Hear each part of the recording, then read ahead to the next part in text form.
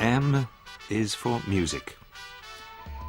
UTV forged an early link with traditional music with the help of Brian O'Donnell, an expert fiddlemaker who lived close to its Havelock House headquarters.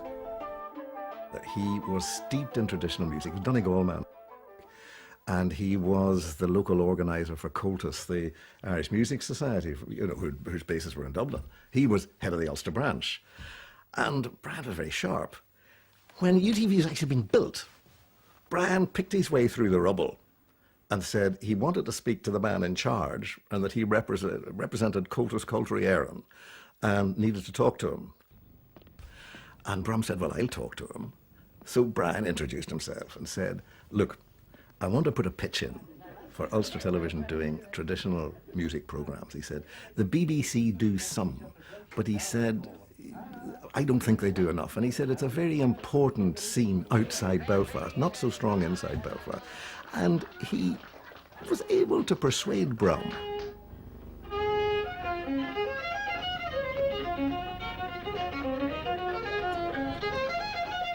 A much newer tradition, with origins far beyond the shores of Ireland, was represented by Billy White.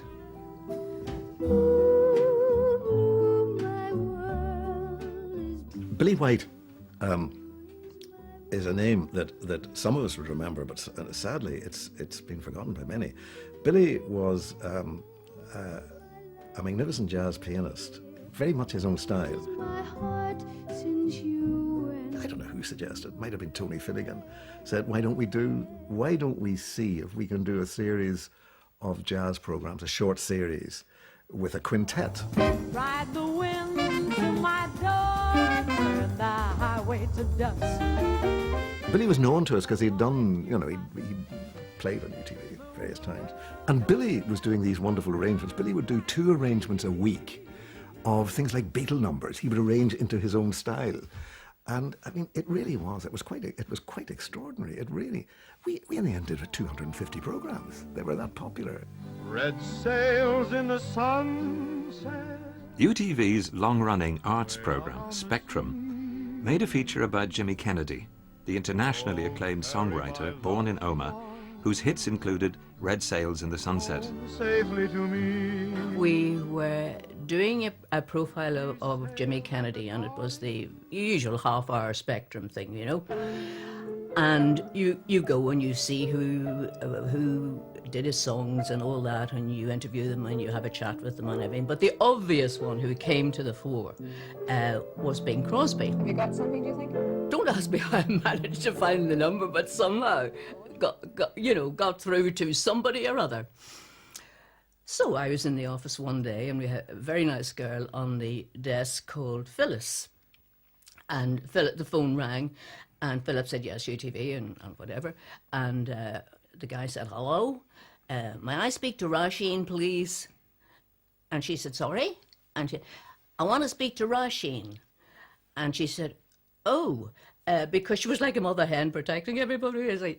And he said, who's calling, please? And he said, it's Bing Crosby. And she said, go on. But it was. And we got through, and again, a very, very nice person. And he chatted about Jimmy Kennedy and so on, But I remember Brum coming after me, and he said, darling, you were just right, he said. This is what you do. You go right to the top. I said, I know, Brum, that's why I always talk to you in UTV. So he liked that.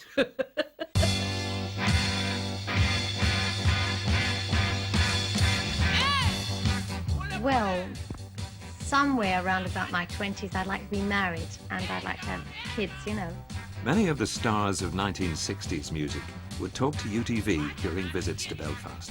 It's been great. It was marvellous last night, and we hope it'll be as good tonight. It was marvellous. The people are wonderful, They go Loved that mad. audience. 6 cars were arrested. Well, boys, could I introduce you to my barber? Yeah, No, all right. they kill us with the gags. Do you know you look like Matt Monroe? Give us a Russia with love. One up-and-coming pop star met the young Anne Hales in the UTV dressing room and made a big impression. In the circumstances, it's not unusual. I suppose some people obviously stand out in your mind. Tom Jones was a very young man when he came to Ulster Television. He sang his song. Being the PA, I had to go and get the contract signed.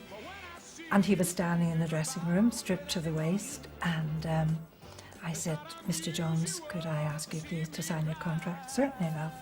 I said, I'd just like to say we all think that your record is just brilliant and we wish you all success with it. And he said, it's a one-off and I'm just going to take advantage of it. So that one-off was the beginning of quite a historical career. Well, I don't think it is. I think the people that think it's obscene are narrow-minded. You know, if it was obscene, I wouldn't do it.